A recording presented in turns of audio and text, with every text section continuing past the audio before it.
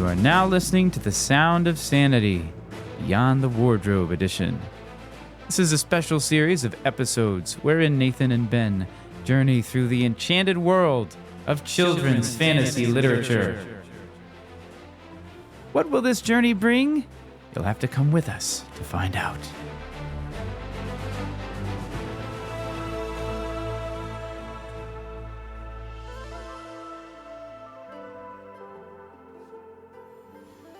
It had to happen, folks. We had to record another podcast. That's what we're doing right now. That's right. I'm Nathan, your friend. And this is Ben, also your friend. And my friend.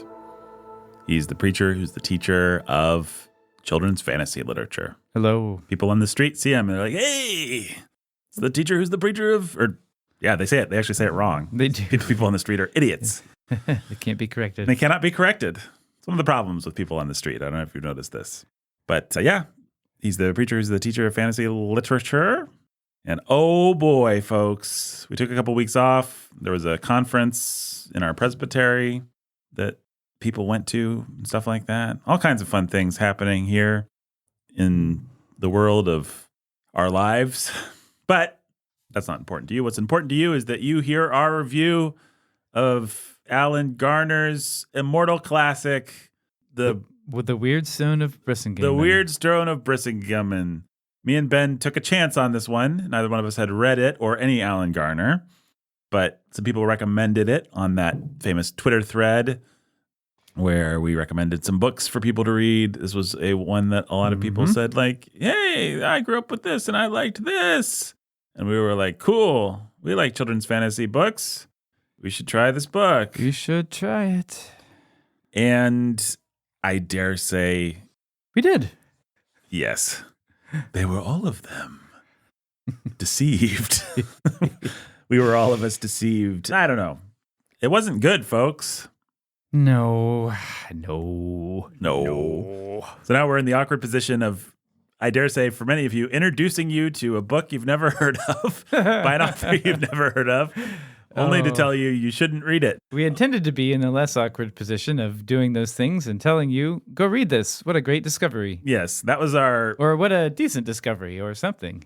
Of all the words of mice and men, the saddest are these. It might have been. We were trying to do that, but we have failed. But hey, you still get to hang out with us while we tell you not to read this book that you were never going to read. So let's get into it.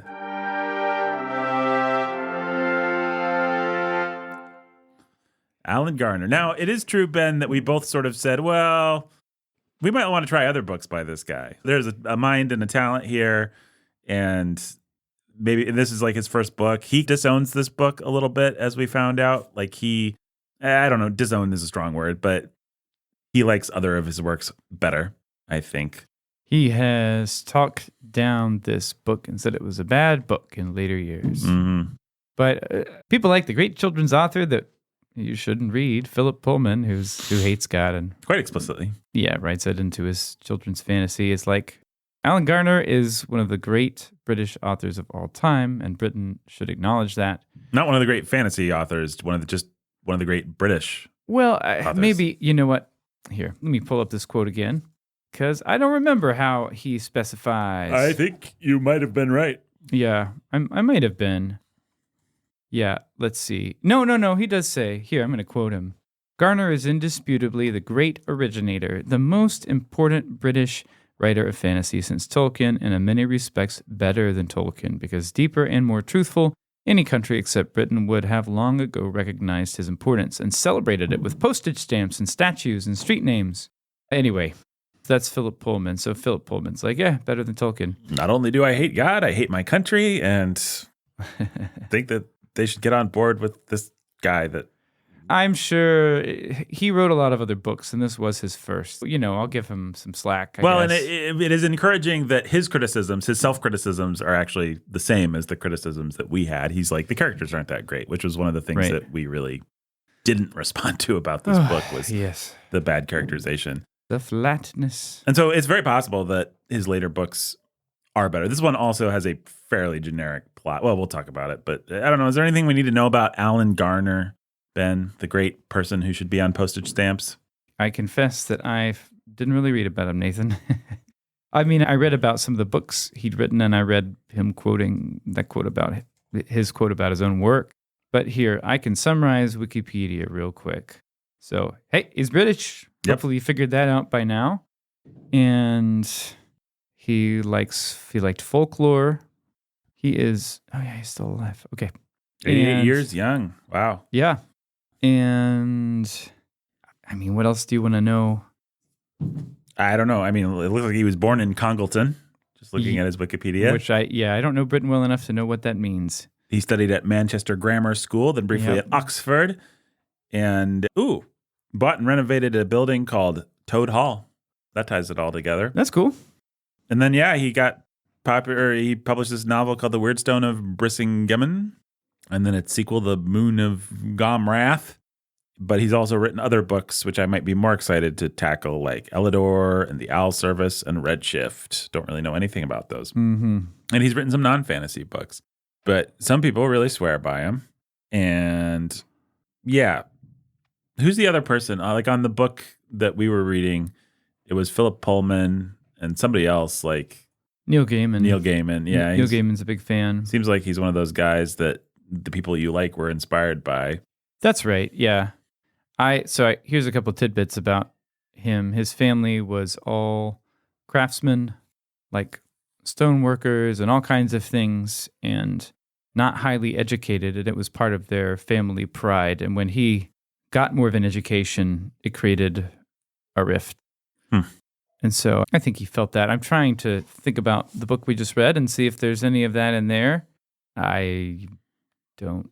No, I can't. It has absent parents, but that's kind of a trope of the genre. That's especially right. Kind of down. Kids go off without their parents and get into a fantasy adventure. That's kind of a normal trope. Well, and it seems like from the books we've been reading, a very British of this era trope. Like your Nesbitt, your Lewis, any number of these books start with kids whose parents are otherwise occupied, and they're being watched after by guardians of some sort, and then they are free to go fall in with wizards or get sucked into Narnia or whatever. All right. Anything else we need to know about Mr. Garner? Oh, let's see. Dun, dun, dun, dun. Well, this was, let's see. This was the first book in a trilogy, I think, except it only had a second book, and then it took until 2000. So this came out in 1960. And then its sequel came out in 1963, and then he didn't write a third book following up on the story until 2012, and he wrote a very different kind of book that sort of looks down at the other stories of the stories of the earlier books in an interesting way.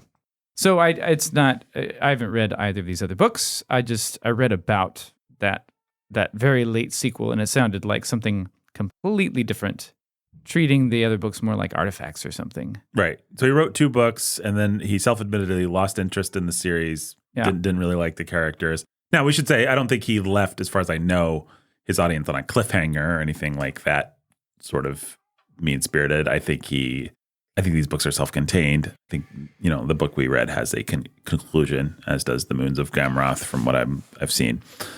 But yeah, this is a nice quote on the Wikipedia page about how he started. Yeah.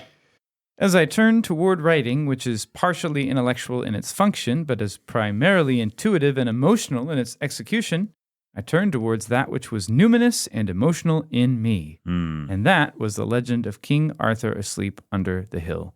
It stood for all that I'd had to give up in order to understand what I'd had to give up.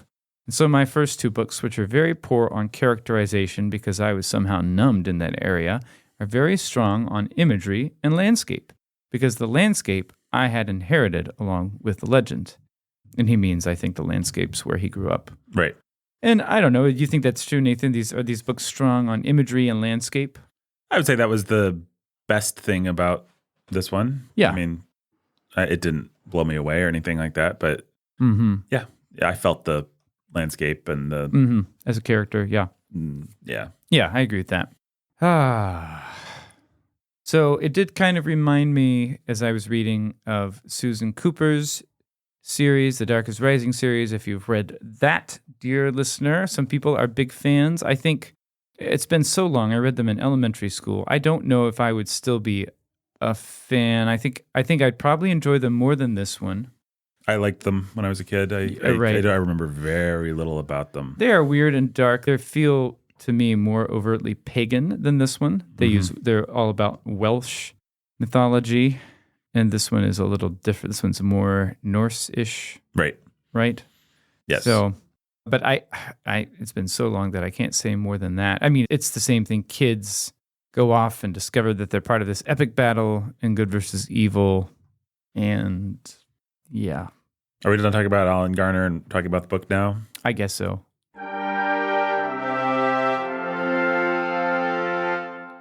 Yeah, kids could go off and discover they're part of things. And A brother and a sister. They run into a wizard, and he's like, oh boy, if only I had the sacred relic of whatever. And the girl's like, I've got this tear bracelet that came down to my family. She realizes that that's the thing that he's looking for. But not until a stupidly long time into the book. It's like, it's one of those things where maybe not a child, which admittedly this book is written for children, but as an adult, I was like, oh, it's the tear bracelet. How neat. It's everything in this book has an arbitrary feeling from the characters who just kind of exist without much in the way of motivation. In fact, Colin and Susan, the brother and the sister, don't really have any motivation or almost any character qualities at all, except a certain doggedness. If you had given me 1,000,000 years and $1 million reward to get the answer right, I never would have been able to pull Colin and Susan ever at all. Yep. I'm good with names, I guess. I don't think I'm terrible with names, but Colin and Susan are zeros. There's nothing interesting about them. They don't bicker interestingly. They don't love each other interestingly. They just sort of do things together. They are. I mean, we've read how many books now about kids going on magical adventures, and these are by far the worst. And I would say that's the biggest black mark against this book. If everything else was exactly the same, but these kids were just fun to hang out with, or you felt something of your own childhood captured or whatever, or they were just interesting, fun characters, if they had a little wit or something to them, then this book would probably be very tolerable. But now, do you think that would matter if you gave it to a kid at the right age? They would just use Colin and Susan as pure avatars, which is all that they're good for. Yeah, I think, to be fair to this book, I'm sure a kid at the right age with the right temperament who likes this kind of thing would like this book. There's adventure, there's battles, there's caves and orc-type creatures and swords and flying. So basically they fall in with a wizard, just to tell people, and the wizard is guarding the once and future king. It's a King Arthur-ish sort of thing. It's not, there's no single king. He's guarding knights who need to be ready to ride out at the final battle of the world. And he's using the magic of the stone to do it, and the stone is lost, except like Nathan said, the girl has the stone. And spoilers. The Dark Lord wants to, does he want to wake them up early, or so they'll die before he rises again? That's the idea. The stone keeps these knights asleep, and it keeps them protected. And if they wake up early, they'll die before the Dark Lord is going to come to do battle, and then he'll have a free and clear field. And there are some various villains. There's a very ring-wraithy guy who's a necromancer that's given himself to the powers of evil and is kind of acting in service of the Dark Lord, and he's kind of creepy. And then you've got kind of a free agent witch lady who's got her own designs. And who's a shapeshifter, but she hasn't done any shapeshifting since she's been introduced. Right. And she hasn't, they're both zeros as well. Yeah. I mean, I'd say they're better than the kids. Like the bad guys are at least have a 2% juice. I'm not saying they're good. The wizard is pretty zero-ish. Yeah, the wizard was boring. Well, part of the problem is that the wizard does not seem very good at his job at all in any way. No, he doesn't. That's part of the problem. It's not like Gandalf was always ahead of everyone, keeping information, leaving to do important things, and saving the day in unexpected ways. And this guy's like, well, he didn't figure that out, and that was pretty obvious. And then he didn't show up for this, but it also seems pretty obvious that you should have shown up here at this time if you were looking for that thing.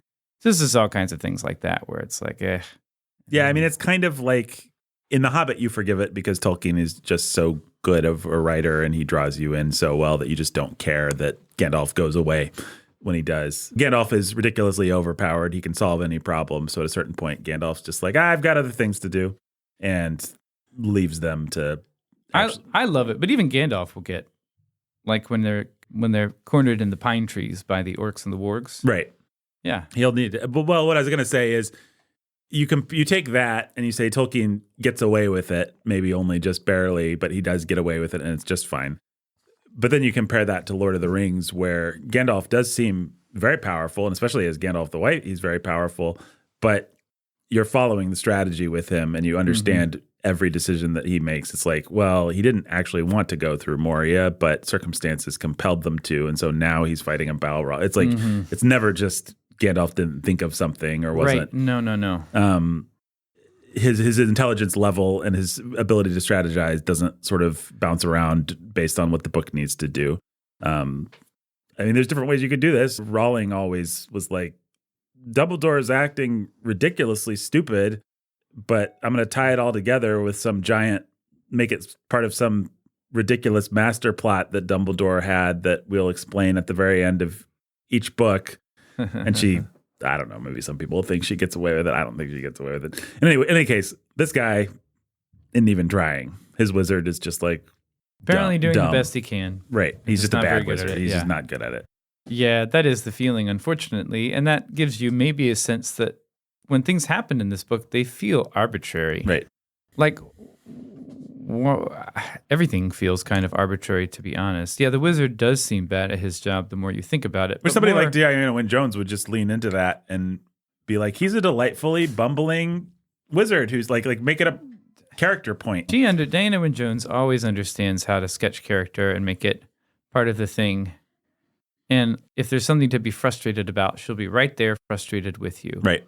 And if there's really something incomprehensible, she'll be right there annoyed with you. Or, as she's also able to do in some books, from the perspective of the less mature characters, the mature characters appear stupid. Right. But you as the reader are like, man, this main character is really immature. Right. And you're in on it with Diana Wynne Jones. Of course, that's part of the point. So she can do all kinds of things like that. But this guy, I mean, you heard him say in his own words, he's numb to character or characterization. And, you feel it. Mm-hmm. And so it makes all the plot points feel arbitrary in this really weird way. Yeah. It's just disconcerting. It's like, why this and why that? And what will make me care about the fact that we're having a cool adventure under a cave with sword battles and a magic crystal? That sounds perfect to me. Yeah. I love it, but I'm waiting to care. I'm halfway through this book and I'm waiting to care. Yeah, well, and I actually think if I can project myself back into 10-year-old Nathan, I don't think I would have liked this book, even as a kid. I don't think that, I mean, all the stuff that you mentioned, the battles and stuff, it's just fine. But I don't think I probably would have even made it there because I did, even as a young kid, need a reason to care. Yeah. And reading something like Tolkien, where you just fall in love with Bilbo Baggins from the very first chapter, spoils you for something like this. Yeah, it's just I know there's books like that out there. I want to connect to these characters. I'm just not going to be drawn in. And, I might go a ways with it. But once you meet the wizard and he's not cool, like, okay, fine. The kids are just boring heroes. But then you meet a wizard, and then you have a final chance because you meet a dwarf, and you're like, okay, he's going to be comic relief or something. Like, he'll be eccentric or interesting, and then he's not interesting. And then I think around that time, I would have given up even as a kid. Yeah, you may be right, and I might have done the same thing. I mean, as a kid, I read a ton of Lloyd Alexander. We haven't done an Alexander book on this podcast. We might not get to him in this series. And Alexander has a lot of weaknesses that you can feel, especially as an adult. It tends to moralize a little too much, some things just become a little too pat because of his moralizing. I think maybe that's the main weakness. But man, he never, ever makes the mistake of not giving you a character with a very clear motivation to care about, something to pull you in. And he's pretty good at making you feel sympathetic to those characters. Yeah. I take even mediocre Alexander over this book. And Alexander, there's also good Alexander. So.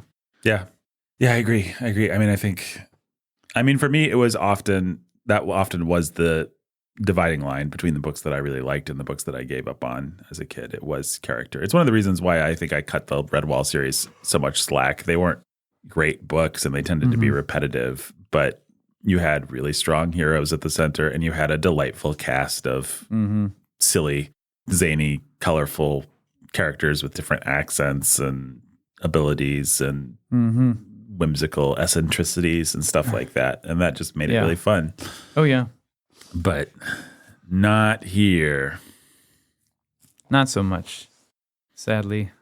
Yeah, I mean, maybe I've just read too many things like that. Like, I don't know. Maybe if you hit this at the right point and you hadn't read a bunch of other things, you'd just be excited about, like, there's this ancient evil and there's these sleeping kings. And I mean, I do like that kind of stuff, but I didn't find that it was so powerfully evoked here that it made me feel much wonder or eldritch terror or anything interesting like that. No.